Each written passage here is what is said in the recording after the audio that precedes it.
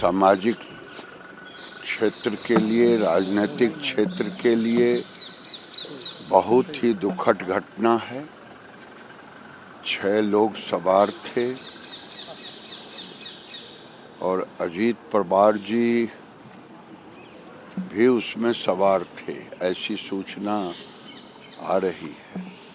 अगर ये सच है तो आज का दिन दुर्भाग्य का दिन है।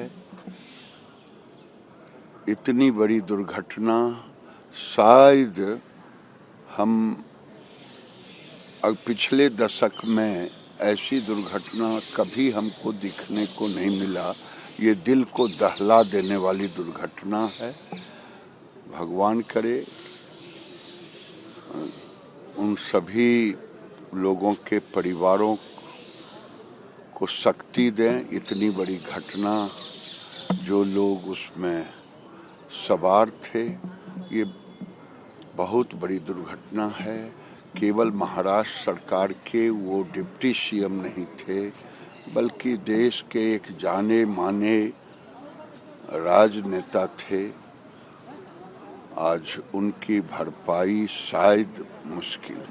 समझ नहीं सकता, हमारी सरकार थी, आदरणीय उद्धव जी बाळासाहेब ठाकरे जब मुख्यमंत्री थे, तभी भी अजित पवार अर्थ मंत्री थे, और उनके साथ में जो कुछ क्षण मिले, जो क्यों कभी बात हुई, इतना पारदर्शी नेता नहीं देखा। हाँ कहा तो हाँ 100% काम होगा, ना कहा तो 10 जगह जाओ तो भी नहीं होगा। तो खुले थे कि भाई जो होने वाला है मैं हाँ बोलूंगा तो करूंगा, मतलब करूंगा। और बोल्ड, बहुत बोल्ड थे। महाराष्ट्र के खास करके उनके बारामती क्षेत्र की प्रगति में उनका आदरणीय शरद पवार साहब के आशीर्वाद से बहुत बड़ा योगदान था।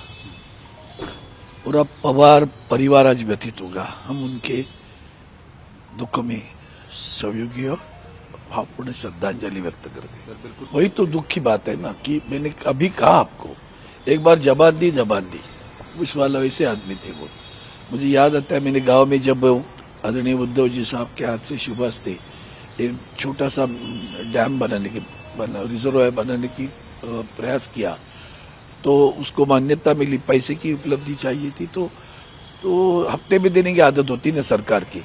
मैंने उनसे कहा फिर काम नहीं होगा, ये और लटकेगा, ज्यादा नहीं है, 30-35-40 लाख तक है, पूरी अमाउंट दे दो, ताकि लोगों को जो किसान अपनी जमीन देता है उसको वक्त पे पैसे मिलेगा।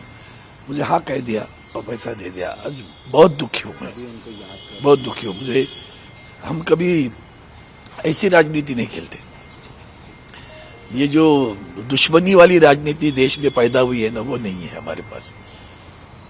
और परिवार पे भी बहुत महासंकट है भी है, पार्टी पे भी है।